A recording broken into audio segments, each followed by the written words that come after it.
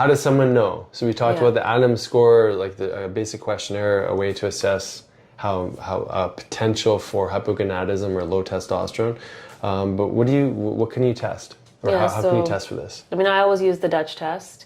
There's also blood tests that we do, like running a sex hormone binding globulin, because we know that binding globulin has an affinity for testosterone. So what that means is you can have free testosterone roaming around in your blood, but it doesn't mean it's actually going to sink into the receptors on your cells so your body can actually use it if these sex hormone binding globulins are around kind of binding all of that up. So that also will then translate into low libido, low motivation, low energy.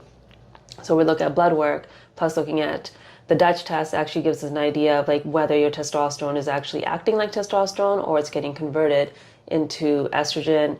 The enzymes, like it's getting aromatase, like it's looking at all those elements. And for women, it can show us how these things are getting broken down. So if we're having more like androgenic symptoms like male pattern baldness, maybe growing hair on our chin or different parts of the body that normally wouldn't see it, more aggression and irritability and frustration and all of that. So it can give us an understanding of just how it's getting broken down in your system. Definitely. Yeah, so that's blood versus urine test. And then the nice thing about the urine test too is that, I mean, it's giving you variation in your cortisol, because I mean, most of the male testosterone is released from the testes, but there is some that gets released from the adrenal system too. Yeah. And so if we can see that someone's adrenal system, which is your adrenal glands sit on top of your kidneys, and they release sex hormones, corticosteroids, and mineralocorticoids. Well, our muscles also secrete testosterone. Yeah. So there's many different sites, right? Yeah. But it's helpful to see like one hormone in the context of many, right? Because you can get a little bit more clear about where there's extra challenges or obstacles to hormone health, which you can't see in blood. It's just different, right? And that's the challenge, that mostly if you go to your doctor, they're probably looking at your blood and maybe not even looking at the full picture in blood too, like your bioavailable, your free, your total, your estrogen, your luteinizing hormone. Right? To see how it's all functioning together. So I have a question for you around like, men that maybe take steroids. Yeah. So maybe steroids or testosterone? Testosterone. Okay. So maybe discern that for me, like what are steroids then versus taking like bioidentical testosterone to help support your hormones? Great question. So steroids, is given it's still testosterone. Now there's prescribed testosterone, and then there's like, let's say off market or things that you can buy from, the guy on the corner, the guy in the corner behind the gym, or maybe at, different sites online that. Because if you're going to get prescribed testosterone, it's going to be typically done in what would be called a therapeutic range. So matching a blood work profile that's not putting you into something super physiological. So the type of testosterone, there's many different like esters of testosterone. Usually the ones that are given to men most are injectable, but there's androgel could be a prescription that's from a lot of maybe medical doctors, or there's bioidentical prescribed testosterone, which could be in a cream. There's patches, there's sublingual. There's a lot of different ways to take it. But typically, if you're going to take like an off-market or like a performance-enhancing testosterone, which would be in this class of steroids, you'd be doing probably more than 200 milligrams per week, probably in excess of like 500-600 milligrams per week, which is way beyond what a normal dosing strategy would be, versus more what we would call testosterone optimization. We would be sitting somewhere between 100 milligrams to 150 milligrams per week, somewhere around there if we're using injectable testosterone, but we're also respecting the pulsatile nature of hormones. So if you just give this huge bolus into the body, it has to convert some into estrogen. It has to do all these other things with it. It's an completely unnatural way to take it, of course.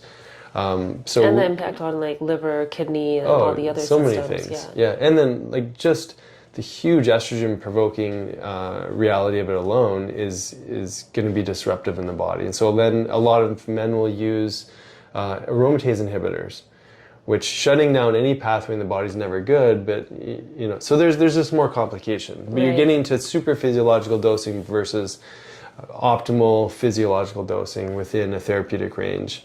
And that's the main differentiating point. So then physically, can men get the same result as if they were using a steroid versus the bioidentical? Yeah, I mean, when the problem is that there's complications. So there's, anytime you go onto such a high level, there's also increased concern for prostate or prostate hypertrophy. I've seen a lot of men who have used steroids in the past. They seem to be, and again, in our clinic, they seem to be more likely to develop prostate issues later on. Yeah. Testosterone in itself isn't something that provokes testosterone cancer, but it does cause growth of the prostate when it converts into dihydrotestosterone. And so if you have a whole lot more there, you're getting a whole lot more conversion, you can get a whole lot more stimulus for growth. But it doesn't in and of itself mean that it's going to lead to cancer or to cause prostate cancer. But the byproduct, though, like we were talking about the kidney issues, increasing cholesterol, and then not knowing what somebody's insulin maybe is doing. Because I imagine if somebody is taking steroids and trying to take a shortcut, maybe their diet isn't really where it needs to be, or maybe it is. Maybe they're hyper vigilant around food too, but. Maybe I'm just making assumptions. Yeah, well, no, it's a completely unnatural state to be insulin dominant. Yeah.